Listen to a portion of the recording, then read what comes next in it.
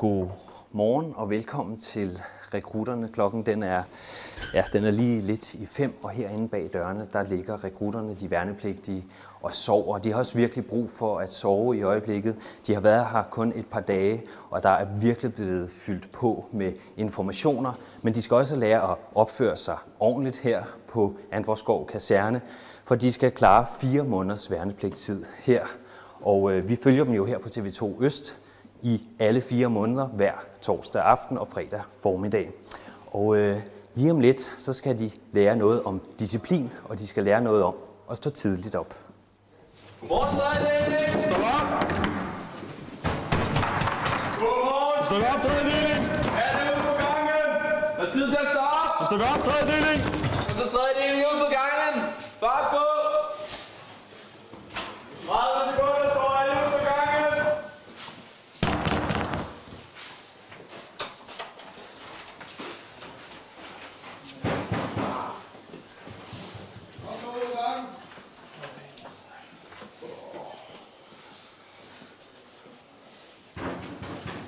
Godmorgen, tredjedeling! I har nu 15 minutter, så står I herude igen. Tjenesteuniform, og så har I været i bad. Ryk ud!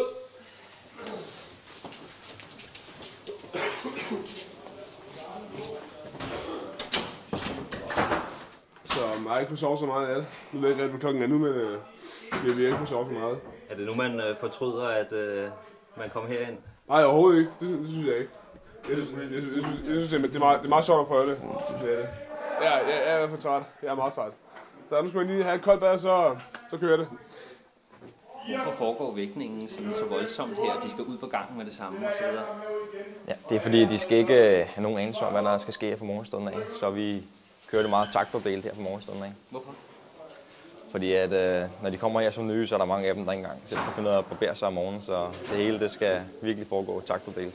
Hjælper du dem med det? Ja, det gør jeg. Jeg fortæller, hvordan man barberer sig, og hvordan man går i bad. Det er der mange af dem, der ikke ved. Så I har givet dem et kvarter, det er jo ikke ret lang tid. Og det er rigelig tid. Rigelig tid. Okay. Det skal det være. Ja, det skal det. Er det sådan en del af jeres uddannelse, det er at sætte sig ned her i gang? Altså at de skal hurtigt op, tidligt op, og de skal hurtigt i gang? Ja, det er det. Når de kommer hjemmefra, så er de sådan nogle sløve bavianer. Vi gør dem dannet herinde, så ja, det er lige fra første dag. Da du selv kom ind for nogle år siden, der var du jo også værnepligtig i starten selvfølgelig. Ja. Var du selv en sløv bavian til at starte med? Ja, det tror jeg, til at starte med i hvert fald. Ja. Men det bliver der så rettet op på rimelig hurtigt. Hvordan oplevede du selv sådan den første tid, kan du huske det? Ja, jeg var utrolig forvirret, og man ved ikke rigtig, hvad der skal ske, så en forvirrende tid den første. Og det prøver du at føre videre her, eller hvad? Ja, på bedste måde. Ja. Er det en del af jeres måde at uddanne dem på, at den første tid skal være meget hård og pågående? Ja, så det får respekt for os i starten. Og hvorfor skal man det? Fordi man kunne vel godt starte kl. 9, og så kørte det jo meget fint. det kunne man sagtens, men de skal nå så mange ting i dag. Og de første par dage her, at de bliver nødt til at stå tidligt op, for at vi kan nå det hele. Hvad tænker du om at skulle så tidligt op her? Hvor lang tid er de ved? Ja, det er lidt hårdt, men man bliver nok vant til det. Så det er måske en god ting. Hvordan har de første dage været? Ja, det har været lidt udmattende. Men det har vel også været lidt sjovt på en måde. Altså det er sådan lidt anderledes at blive væk på den måde, men man vender sig hurtigt til det, vil jeg sige. Hvad synes du om det? Er det okay, eller? Ja, altså sådan er det jo, men altså, det er bare et spørgsmål om at tilvende sig. Altså, enten så bruger man det væk ud, eller så kommer de og slår på en tomme, ikke også? Så. Og vi skulle hurtigt ud. Ja, det skal vi, men sådan er det. Det var ude at stå, eller så får man straf. Så sådan er det. Hvad synes du om at skulle op på den her måde? Jeg synes, det er rigtig, rigtig hårdt. Jeg er ikke ligefrem et A-menneske, så jeg synes, at det er rigtig hårdt. Og første morgen, der må jeg sige, der forstod jeg ikke helt, hvad der skete, før de andre begyndte at tonse ud af sengen. Så det har været lidt en omvæltning, vil jeg sige. Ja. Han var ikke så tilfreds med jeres tid? Nej, og det er rigtig, rigtig ærgerligt, fordi i går, der fik vi 13 minutters tillægstid, og der marcherede rundt i 2 timer eller sådan noget på grund af det. Så vi har allerede fået 3 minutter nu, så det må runde op i 45 minutter eller et eller andet, jeg ved det ikke, men det er ikke så godt. Nej. Hvad synes du om det, at det er på den måde? Altså et eller andet sted er det fint nok, fordi der skal jo være noget disciplin, men der skal også være en grund til, at folk gør det. Så, altså, ikke? Fordi ellers, hvis der ikke er nogen straf, så indretter folk sig. Så jeg synes, i princippet er det fint nok. Men det er selvfølgelig rigtig, rigtig surt, når man gerne vil hjem der klokken 11 om aftenen, når man bare skal marchere rundt ud på området. Det er i hvert fald motiverende for dig, eller hvad? Ja, det kan man sige. Har du ikke noget underskab? Godt, så står jeg derude. Jeg tror, det er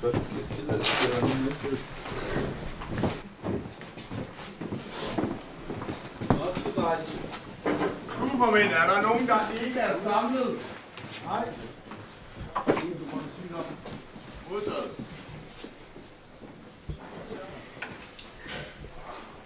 Skal vi nu have stået klar for 2 minutter siden? Selvfølgelig også. Hvis I kan se, at hinanden står, og hvordan vi får det rettet sådan. Det må I gøre det, så kommer det eller jeg. Ikke just imponerende her fra morgenstunden. Men vi ligger jo bare til fra det I skyld i går. Vi skal nu ind og gøre rent, ligesom i går. For jer, der var det første dag i går, hvor mange af jer havde en klud i hånden. Prøvede at tørre støv af.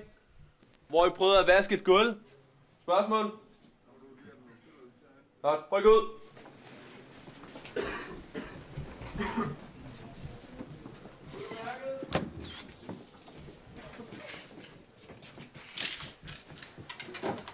Nå, drenge. Så få lidt tempo på herinde. De andre, de er gået i gang med at feje og vaske gulv.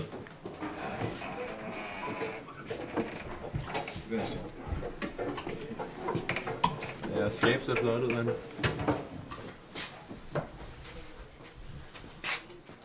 Sig mig, har I møbleret om, eller hvad? Ja. Eller underligt. Jeg tænkte lige, at det stod lidt kedeligt, så nu vil vi prøve noget nyt. Nej, det er fordi, vi skal fejre under sengen. I går der blev sengen lige flået ud, og så blev det lige kørt sådan ret ind over gulvet med toppen opad, og så kunne man lige se, om der lå bare det mindste fnuk støv, og det gjorde der selvfølgelig.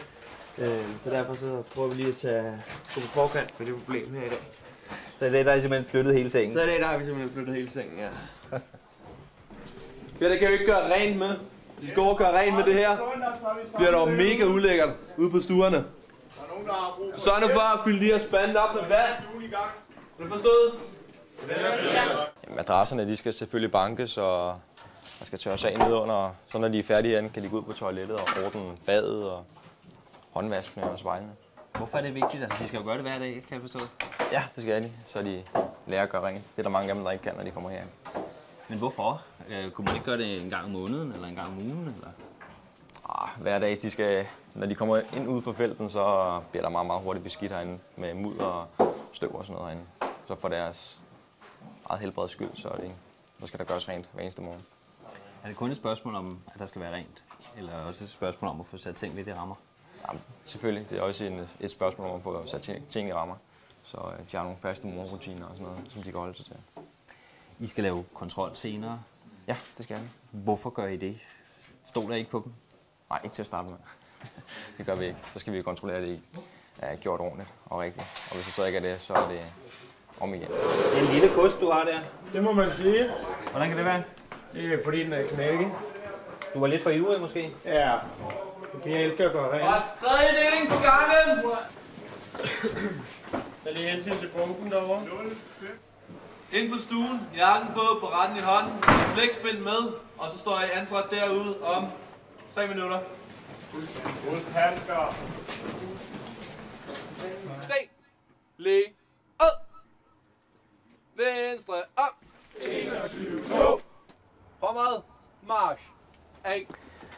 Så er det blevet tid til morgenmad. Jeg vil lige minde om, at klokken den er altså kun lidt i 6. Lige siden de blev vækket, så har det bare kørt med det ene efter det andet minuttal på det hele. Men sådan er det her. Tidligt op, og så afsted i samlet flok. Så er der kommet lidt mere ro på. Ja, så får man lige lov til. Og vi fik exceptionelt lang spisepause den her gang, så vi tager den lidt med ro den her gang. Det har ellers kørt ret hårdt på her i starten, eller hvad?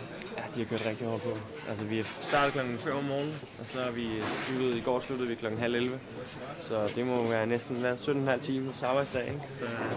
Så det er noget, der vindede, ja. Hvordan føles det? Jeg var bare fuldstændig træt. Altså, der var ikke noget tilbage. Altså, vi lagde os alle sammen ind, så ringede man lige til dem, man nu skulle snakke med, og så var det bare ikke. Der var ikke mere tilbage i folk overhovedet. Så det var rigtig godt.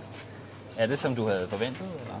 Altså ja, første dag må jeg sige, det var noget hårdere, end jeg havde troet. Jeg havde troet, man skulle sidde til møder og bare snakke lidt og sådan noget. Men i virkeligheden så skulle man faktisk lave en hel masse ting.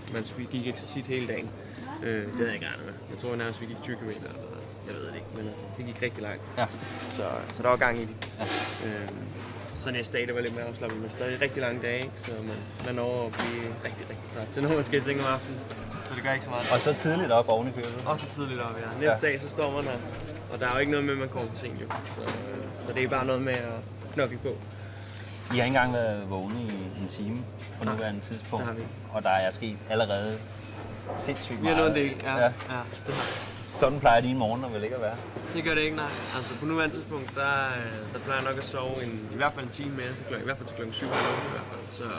Så ja, det er lidt specielt at pludselig skulle nå så meget, inden man normalt står op.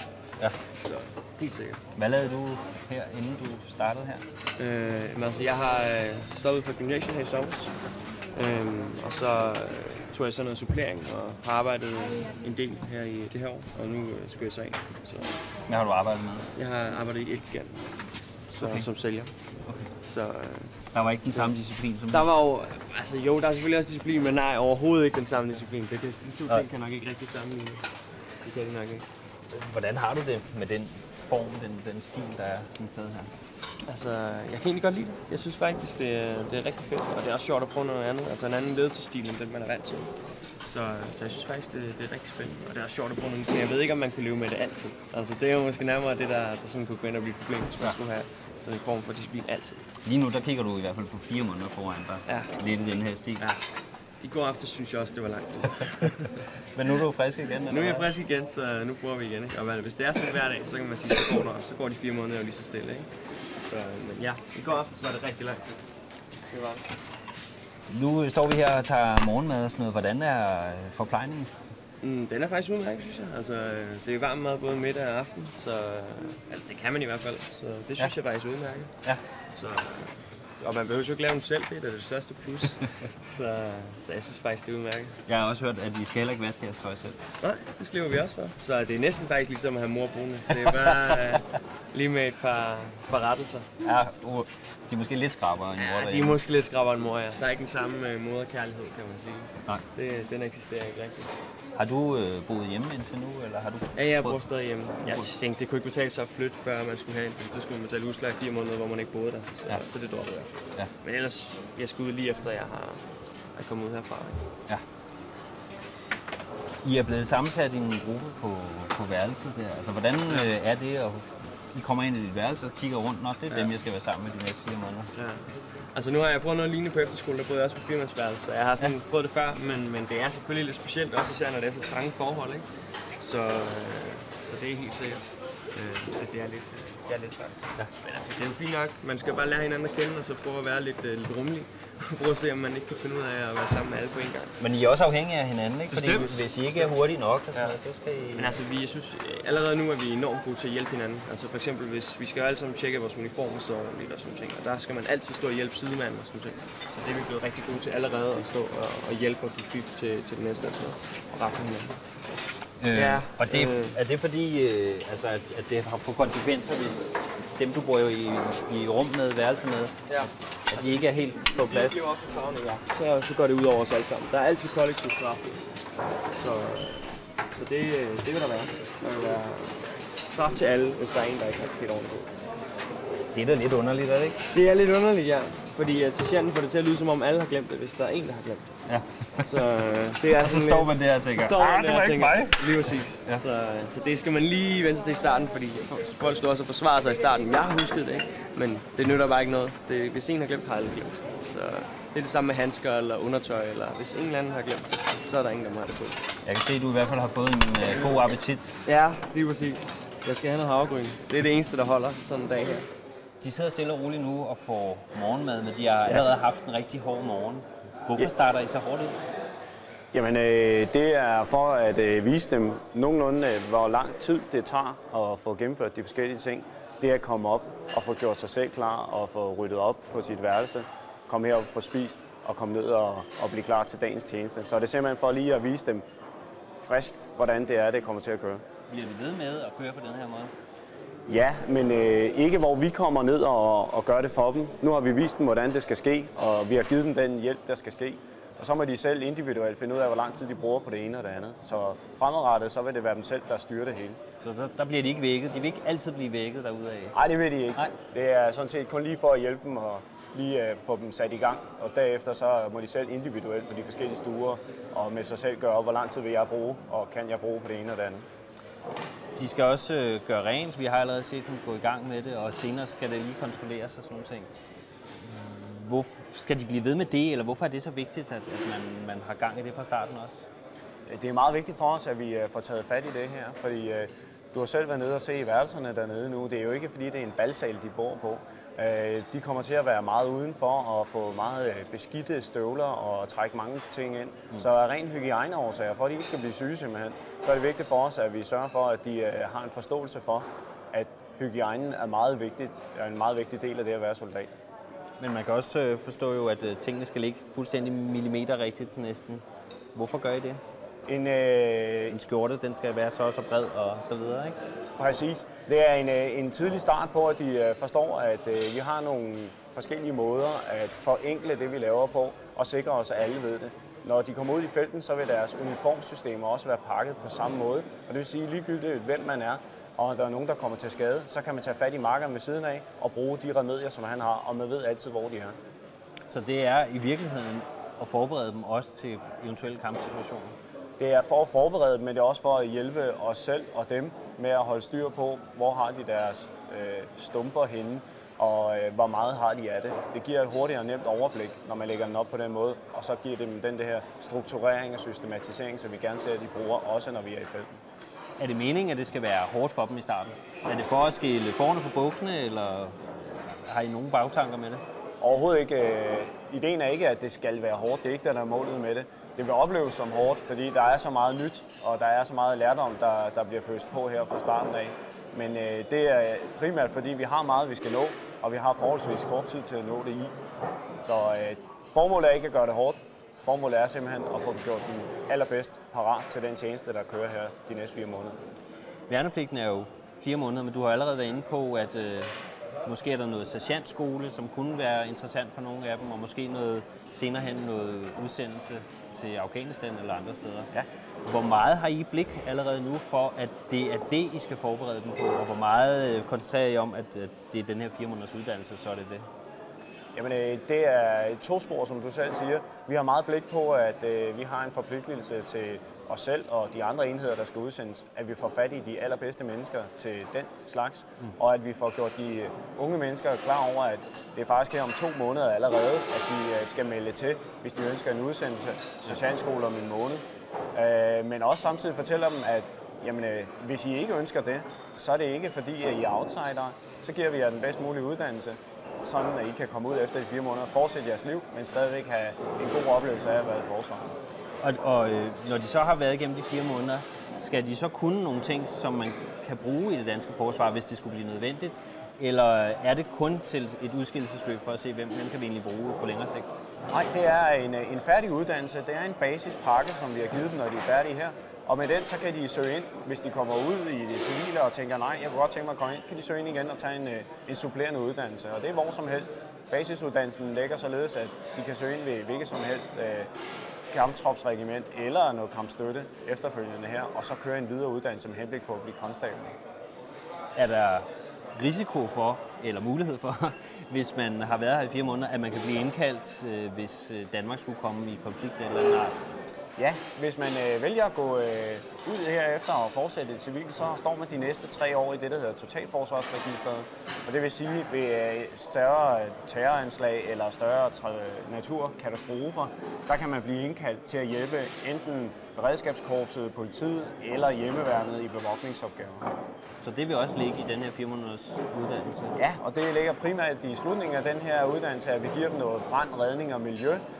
Og udvidet førstehjælp kører jo hele vejen igennem. Og de her kompetencer gør så, at de vil kunne bruges af de civile myndigheder til at hjælpe ved større ulykker. For nu skal kontrollen af rengøringen i gang. Stuen. Hvad? Stue 21 melder 4 mand alt. Har jeg været nede i alle kroner i dag? Ja, det synes jeg.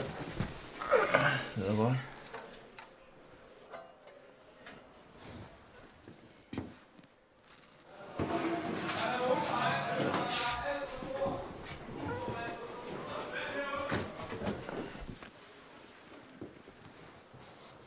Yes, vi kigger lige her engang. Og så er med godt sergeantens parat til at sådan her ud nu. Der er lige en, der skal ud og børste den udenfor. Og så er der en anden, der går i gang med at rengøre hjørnet herovre.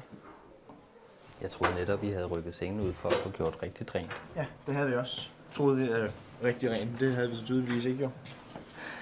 Der er ikke plads til den mindste smule. Det må man sige nej til. Det er der ikke. Kommer det bag på dig? Ja, lidt der. Både og, nu må vi se. Jeg troede faktisk, vi havde gjort rent. Det kan jeg så se. Det havde vi så ikke tilstrækkeligt i hvert fald. Så må vi bare gøre det igen, kan jeg se. Ja, det er vi så i fuld gang med. Yes, der er godt nok også stået heroppe. I går bare i gang med det samme, med at rengøre det om. Yes, ind på stuen. Prøv at se kosten. Den er ikke ren, det skal den være. Få med en baratter udenfor. Der ligger lige en vejer her, der skal på plads. Der hænger en t-shirt der. Hvem er det? Hvad siger du om standarden generelt her til morgen? Den er dårlig. Er den det? Det er den. Jeg har fundet skidt bag alle ting indtil videre. Okay. Men det havde de også fået at vide i går, ikke? Jo, det havde de. Er det så dig, der ikke er pædagogisk nok og får det forklaret ordentligt, eller hvorfor tror du, det er sådan? Det er bare dem, der er nogle dræn her til at starte med. Længere end ikke. Men det er det vel ikke? Altså, de prøver vel at gøre det så godt som muligt? Men at prøve det ikke godt nok. Det skal spille 100%. Men selv kosten har du fremme og sige, den skal også være ren?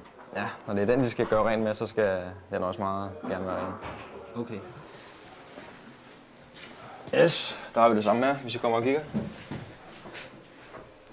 Og så sergeantens parat til at sådan her ud nu. Så stueformand, du får lige en til at gå udenfor første den igen. Ja. Udenfor. Ja, hvis der lige er en, der kommer herud en gang.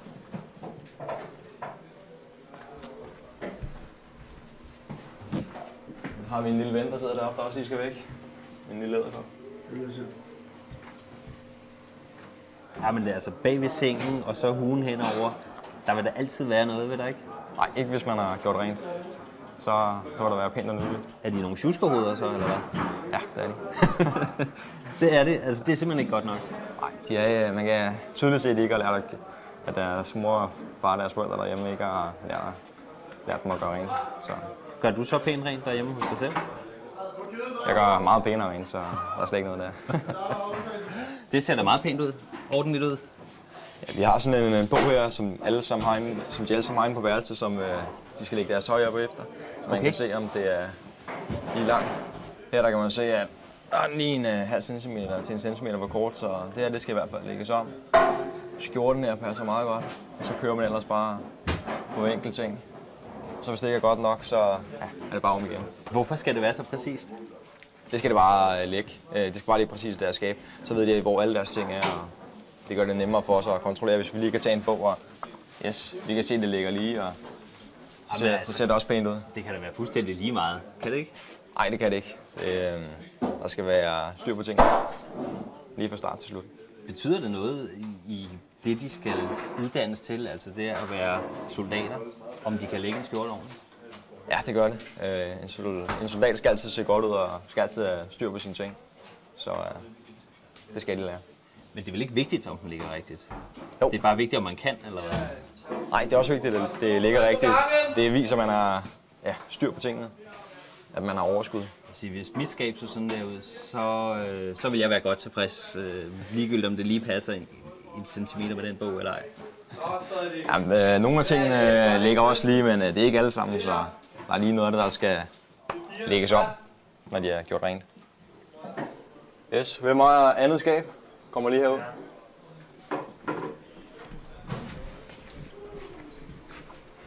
De er lidt for lange, de der trøjer, kan vi se. Det skal lige rettes. Det samme gælder skjorten. Det gælder også undertøjet. Det lå ikke helt, som det skulle. Nej, der var nogle småfejl her og der. Ja. Havde I ikke fået at vide, hvordan de skulle ligge? Jo, det havde vi jo egentlig, altså. Jamen, hvorfor ligger det så forkert? Det er mere det der med, at du skal måle det efter en bog, og når du har formet alt det der med, at der er en mand, der står og råber, jeg har 3 minutter, så bliver det altså lidt stressende til sidst. Så noget af det kommer til at være lidt ude, men det opdager de jo, så ligger vi derom nu. Så men altså, hvor svært kan det være? Den skal jo bare... Ja, det kan faktisk godt være lidt sværere, end man tror. Det kan det faktisk godt. Og som sagt, under stress, så gør det ikke just bedre. Så I må lægge det om, og så... Vi må lægge det om nu, og så... Håbe det går. Håbe på, at han er sød mod os nu. Jeg synes, der lå fnullermænd bag sengen. Ja. Jeg havde ellers vasket det flere gange. Havde I det? Ja. Hvordan så kan det så bære noget stadigvæk? Vi har nok ikke hævet sækken helt ud, som vi egentlig burde. Ja. Så det har nok været det. Men det gør vi bare i morgen. De tjekker noget nyt hver dag. Så det betyder, at hvis vi for eksempel i går fik en skal ud et sted, så i dag så får vi det et andet. Så det er meget, meget svært. Så det betyder jo i sidste ende, at alting skal være ordentligt. 100%. Virker det uretfærdigt, eller hvordan oplever du det? Altså, så længe han finder støv, så synes jeg, det er okay. Men altså, jo, det er meget, meget grundigt. Altså, det er jo meget, meget svært, når man kører sådan en filthat hen over et underlader, der så ikke er, bare ligger det mindste støvkorn på. Så, hvad står du og tænker der? Så, nej, nu fik vi ikke gjort ordentligt rent, eller står du og tænker, sikke en idiot? Jeg tror og tænker, mere arbejde. Det er sådan den første tanke, jeg får, når der er støv på hatten. Ja, nej, det skal vi gøre igen. Præcis. En gang til. Virker det rimeligt på dig, den måde? Ja, det synes jeg altså. Hvis de nu for eksempel stopper med at finde, hvad skal man sige, nye ting efter 2 uger, og så man bare kører den derfra, så synes jeg, det er meget retfærdigt. Ja. Det er fint. Nu står I jo meget pænt her i et fuldstændig rengjort værelse. Sådan plejede det vel ikke at være derhjemme? Nej, det vil jeg sige, der var nok lidt mere lidt støv rundt omkring. Jeg tror aldrig nogensinde, der har været sådan på mit værelse, som der her. Indøvelse, så lærer de det til sidst. Hvor længe kommer I til at køre de her kontroller? Indtil sidste dag. Okay, hver morgen? Hver eneste morgen. Så bliver der ovenkontrol? Det gør der. Okay. Så er du også rimelig god til at lave dem efterhånden? Det er, jeg ved lige, hvor jeg skal kigge. Og det ved de ikke endnu? Ikke endnu. De sidste ting bliver lagt på plads, og så blev også værelset her godkendt i sidste ende.